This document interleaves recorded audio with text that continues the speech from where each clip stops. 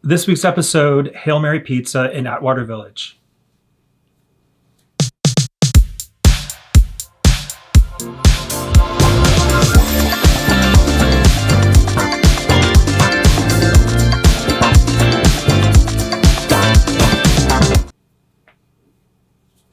So, right next door, one of the reasons why we decided to do Hail Mary was because we kind of familiar with the neighborhood. We just shot an episode there recently for City of Angels, which is our tattoo culture episode that we did with Derek and Jeremy. Jeremy spoke of Hail Mary and how great of a pizza. Yeah, they mentioned how really good it was. So we put it on our list, and I'm glad that we did. So you walk in, it's a neighborhood pizza place, very unassuming from the street, blaring with punk rock music. Yeah. And it's very kind of it kind of puts forward a vibe of being irreverent, but I have to say, looks are deceiving. It was irreverent in the fact that they're doing something there that we haven't seen anywhere else before. That is really outstanding pizza. Yeah. Well, before we get to the pizza, but I mean, talking about a neighborhood feel-good location. Absolutely. So we've been to a lot of other places. Some places had a really neighborhood feel to it, but this really had a neighborhood feel to it. Yeah. You really felt like everyone else that was in there was from there. Yeah. You didn't feel like there was anyone there that was from somewhere else. It felt like we were the only ones. Yeah, we were the only ones that were not from there. It really felt like it was a neighborhood place. Yeah. It was very comfortable. From the moment you walk in, the people were very inviting, and it kind of felt a little bit like, for lack of a better explanation for myself, like, when I went to college, like a college, pizza place, where, everyone would go as a regular. It would just be a regular place we would all go to. That's how it kind of felt to me, in Muncie, Indiana. Yeah, it was, I didn't have high expectation going in. But wow, that was... It was a great pizza. Yeah. So before we start talking about the pizza, I mean, it was great. I would definitely go back and try every pizza on that board. Absolutely. The crust was so good. But anyways, what did we have? Yeah, we were getting ahead of ourselves. So we originally wanted the Mario and Rose Mary, which is fennel sausage, smoked mozzarella, red onion, and they were out. Actually, a lot of the pizzas were out. We're sold out. Apparently, it's that popular. A lot of the pizzas were sold out. Yeah. So we kind of debated on what we were going to get. We ended up with one that I probably would not have ordered, had not been, one of the only ones that was left available that night. And that was the Casanova with mixed mushrooms, ricotta, onions, like a cheese mornay sauce, and an arugula on the top. So what made you go for that pizza? Because I decided I wanted a white pizza. I just wanted something that was not a red sauce pizza. It was a good choice. We had done some pizza places earlier in the day, and it was all kind of red sauces, and it was heavy. So I was kind of thinking, I want something that's kind of a white pizza that's lighter, to finish the day. So that's why I went with the Casanova. I was actually kind of going between that one and the Gusto, which is potato, chard, feta, lemon zest, and black pepper. But we went with the Casanova instead. Anyway, this pizza blew everything that we've done out of the water. I mean, so, you talk about like wines, and you talk like a cheap wine, a really cheap wine, and a really good wine. Not a cheap wine, but a bad wine and a good wine. And some people say they can't tell the difference between the two wines, a really expensive wine and a cheap wine.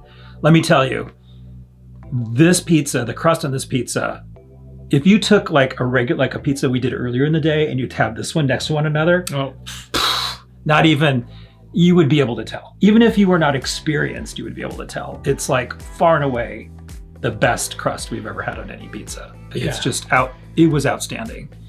And it's a fermented crust, which is what we hope everyone aspires to in LA, you know, kind of a crust that where you pay so much attention to it that you really nurture it and you ferment it and you really kind of make a crust that tastes good, has a great texture, all of that. It had all of that. But there was something else they did. I don't know what they did with this crust, but this crust was crazy amazing. Yeah, and we couldn't get an answer to that because apparently they have different crews preparing different parts of the pizza. You have one crew that comes in the morning and starts making the dough, preparing it in a certain way, and then you have the night crew that comes in that bakes the pizzas, creates the pizzas themselves. So when we were there, the first crew had already gone. So when you had asked, we were with the night crew, which is actually making the pizzas. Yeah, the server, the question, she didn't know how to answer it, and she didn't have anyone to go to get the answer. This is fine. It was a great pizza. So no, it was fine. Yeah, but you surmised that it was a 72-hour. I read that they do a 72-hour dough on their pizzas, so that I know they ferment it. There's no question they ferment it. You can tell that they do it. Yeah. It's a very, very thin pizza. It's literally paper thin, the bottom part of the crust, but it is so crispy. It's so crispy that it just, even with all those ingredients on top, it just stands out perfectly straight. Look, yeah, you take your pizza and it actually stood straight out. Yes. And you could just take even though it is literally paper thin. Yeah. It was so straight. It didn't even drop, fold, droop, nothing. It was so good. If we hadn't had those other pizzas earlier in the day, I would have had, I probably would have eaten it all. Yeah.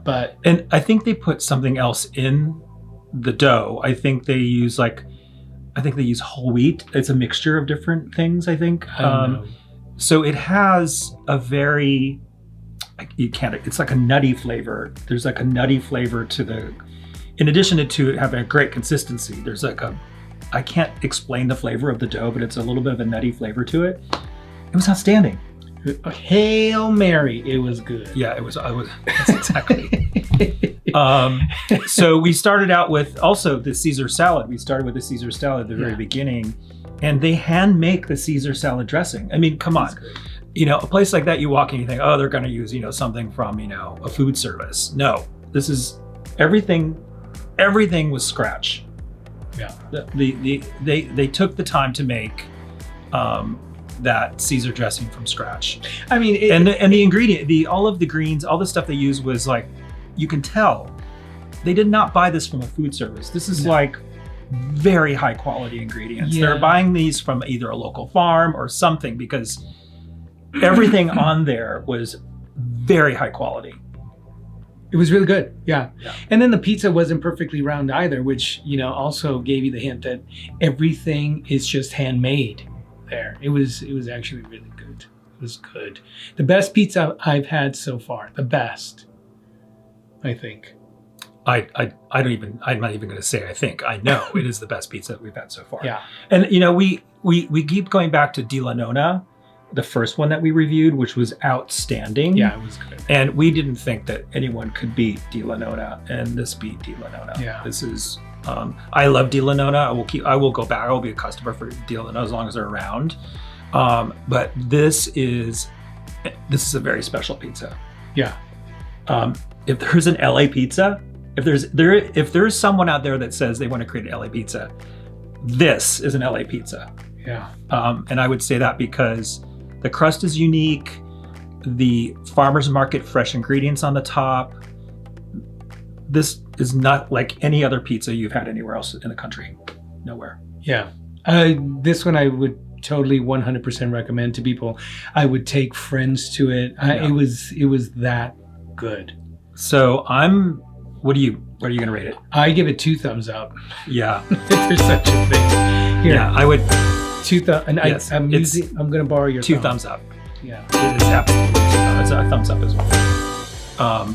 So, yeah. Run, don't walk to Hail Mary Pizza. Yeah. And Atwater Village is cute. There's a lot of other things to see around there as well. It's a cute It's little being neighborhood. redeveloped. It's a new. It's a neighborhood that's A lot of great little somewhat up shops and coming. restaurants, Yeah. and of course you want to go get a tattoo by Derek because he's awesome, and Jeremy. Yeah, Well, a lot of the Jeremy. shops there look family owned. So yeah, definitely go and support. Absolutely, at Broken Art Tattoo, which is right next door. Our next episode is going to be. This is going to be really interesting. We're going to go to Dobrik's Pizza in West Hollywood on Sunset Strip. So David Dobrik is an social media kind of sensation, and he's decided to open his own pizza place. And it's like a play on his name. His name is David Dobrik, which is perfect for pizza because, brick oven, dough. But he spells it a little differently. So it's Doughbrik instead of Dobrik. I think is how he spells his real actual name. Anyway, So yeah. And he's, I think, just now serving slices. And I think it's very similar to Roman style pizza, I think, but we'll see. we will Next see. time. Yeah.